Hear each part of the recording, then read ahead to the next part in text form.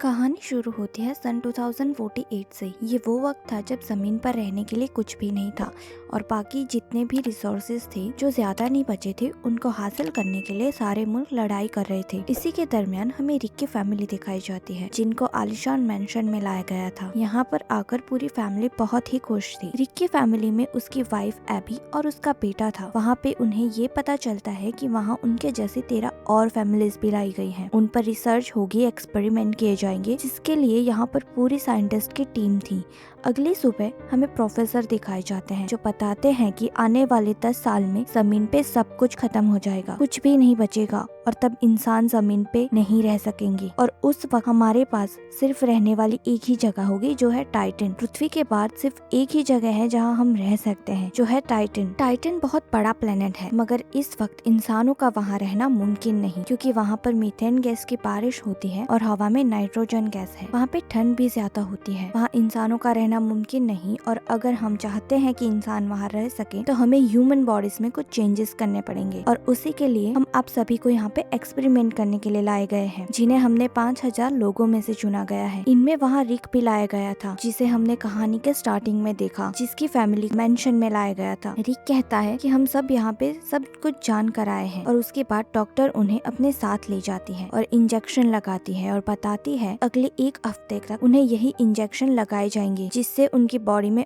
Oxygen के साथ nitrogen की हवा में भी सांस ले सके ऐसी शक्ति आएगी। जब रिक के घर में पार्टी हो रही थी वहाँ पे उसकी बीवी एबी ने ज्यादा शराब पी ली थी तो रात को रिक उसे लेकर जा रहा था। तभी उसे पता चलता है कि रिक को बहुत बुखार है। कुछ दिन बाद सभी को एक एक्सपेरिमेंट के लिए स्विमिंग पूल के पास लाया जाता है और ये देखा जाता है कि कौन सबसे ज्यादा पानी में सांस ले सकता है। सभी धीरे धीरे बाहर आने लगते हैं। रिक और उसकी एक दोस्त वो 40 मिनट तक पानी में सांस रोककर बैठे रहते हैं। थोड़ी देर बाद वो लड़की भी पानी में से बाहर आ जाती है। सिर्फ अकेला रिक ही होता है जो लास्ट तक पानी में बैठा रहता है। थोड़ी देर बाद उसकी भी धड़कनें धीमी हो जाती है और रिक भी वहाँ से बाहर आ जाता है। कुछ दिन बाद रिक को एक सर्जरी के लिए लाया जाता है। उसी रात रिक को अपने कमरे में एबी नहीं देखती और वो ढूंढती है कि रिक कहाँ है। ढूंढते ढूंढते वो किचन में जाती है। किचन में उसे रिक मिलता है जो अपने शरीर पे बर्फ लगा रहा था। अब रिक को ठंड महसूस नहीं हो रही थी, उसे गर्मी लग रही थी। धीरे धीरे रिक की बॉडी में टाइटन पर रहने के लिए जो चेंजेस करने वाले थे वो होने लगते हैं। वो टाइटन के लिए रेडी हो रहा था। उसके बाद वो मीथेन गैस के साथ पानी में रहने का एक्सपेरिमेंट करते हैं। वो उन्हें मास्क भी देते हैं जिसमें नाइट्रोजन गैस होती है। वो मास्क लगा के वो लोग दौड़ते हैं जिससे वो टाइटन पर रहने के लिए सक्षम हो सके। धीरे धीरे वो सब प्रिपेयर हो रहे थे।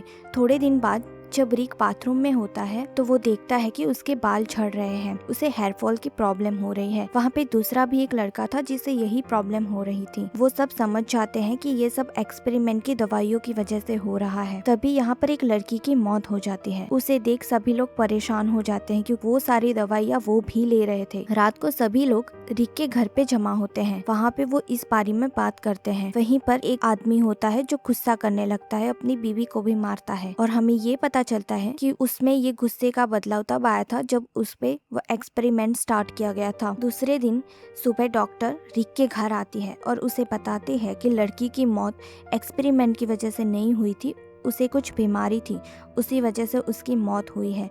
लेकिन रिक जानता था कि कुछ ना कुछ गड़बड़ है। उसी दिन रात को रिक को वॉमिटिंग होती है और उसमें उसे खून आ रहा था। रिक की वाइफ ये सब देखकर रिक का डीएनए लेती है और उसका टेस्ट करती है क्योंकि रिक की वाइफ भी एक साइंटिस्ट थी। वो चेक करती है, उसे पता चलता है कि रिक की बॉडी में एक ऐसे केमिकल्स को ऐड किया गया था जिनके बारे में उन्हें पहले नहीं बताया गया था। एबी जो रिक की वाइफ थी वो प्रोफेसर के पास जाती है लेकिन वो कुछ नहीं बताते। अगले दिन रिक की आंखों का ऑपरेशन किया जाता है कि वो अंधेरे में भी देख सके। उसी रात रिक की आंखों से खून निकलने लगता है। एबी फिर से उसे हॉस्पिटल में लेकर जाती है और फिर से प्रोफेसर को बताती है कि ये सब क्या हो रहा है। कई बातें हैं जो उन्होंने उसे नहीं बताई लेकिन प्रोफेसर अब भी कुछ नहीं बताते। उसके बाद एबी रिक का कार्ड लेके एक्सपेरिमेंट वाली लैब में जाती है।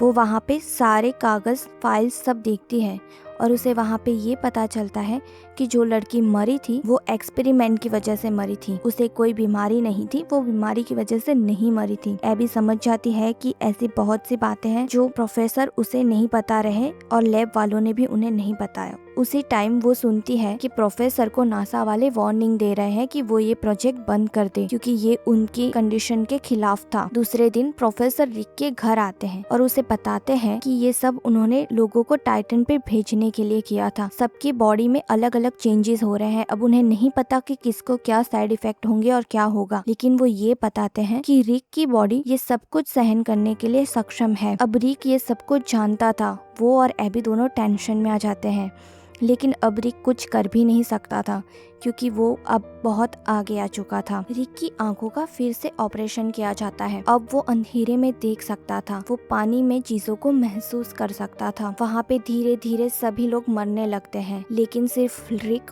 और उसके दोस्त वो दोनों ही सरवाइव कर सकते थे। वो दोनों ही सरवाइव करते हैं। दूसरी बार जब रिक और उसकी फैमिली को उससे मिलाने के लिए लेकर आते हैं लैब में, तब वो एबी और उसके बेटे को देखकर उन्हें पहचान लेता है, लेकिन वो अब बोल नहीं सकता था क्योंकि जब उसकी बॉडी में चेंजेस हुए थे तो वो एकदम ही लो फ्रीक्वेंसी में बोल रहा था, जिसे हम आम इंसान सुन भी नहीं सकते हैं। रात को रिक को वापस घर भेज दिया जाता है। उसी रात उसकी दोस्त उसके घर आती है। उसके हाथों में खून लगा हुआ था। वो अपने पति का खून करके आई थी। उसे बहुत गुस्सा आया था और उसी में उसने उसके पति का खून कर दिया था। जब मिलिट्री वालों को ये पता चलता है तो वो रिक के घर पर आते हैं, रिक और उसके दोस्त को पकड़ने के लिए, क्योंकि अब वो हम सब के लिए खतरा थे। तभी रिक अपनी पावर से सबको मार देता है, लेकिन उसी दौरान रिक के दोस्त को मिलिट्री वाले मार देते हैं। वहाँ से रिक भाग जाता है। उसके बाद उसे ढूंढते ढूंढते एबी रिक से मिलती है। अब रिक के पास नई पावर भी थी। वो एबी का माइंड पढ़ लेता है और एबी के कहने की वजह से वो पकड़ा जाता है। और उसके बाद प्रोफेसर आते हैं, जो प्रोफेसर उसे बताते हैं कि एबी को एक इंजेक्शन है जो रिक को लगाना पड़ेगा। अपनी सारी मेमोरीज को भूल जाएगा और वो वहाँ पे टाइटन पे अपनी नई जिंदगी गुजार सकेगा। लेकिन एबी को ये मंजूर नहीं था। रिक को भी अपनी याददाश्त मिटानी नहीं थी। एबी जाती है और रिक को इंजेक्शन लगाती है और फिर अपनी दोस्त के साथ वहाँ से भाग जाती है। लेकिन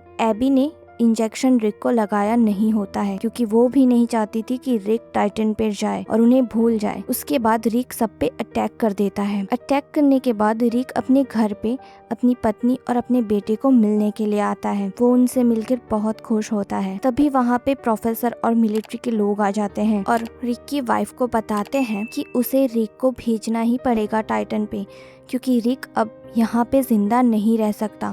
अगर उसे जिंदा रखना है तो उसे टाइटन पर ही भेजना पड़ेगा। उसके बाद एबी मान जाती है और रिक को टाइटन पर भेजने के लिए तैयार हो जाती है। उसके बाद वो रिक को टाइटन पर भेज देते हैं। यहाँ पे लैब को अब एबी असिस्ट कर रही थी। वो सब पर एक्सपेरिमेंट कर रही थी और ट्राई कर रही थी कि कैसे हमारे लोग टाइटन पर रह सकें। और दूसरी ओर हमें लास्ट में दिखाया जाता है कि टाइटन पर रिक ने उससे अपने आप को उस वातावरण में अच्छे से ढाल लिया था। वो अब अच्छे से वहाँ पर अपनी जिंदगी गुजार रहा था। यहीं पर हमारी कहानी का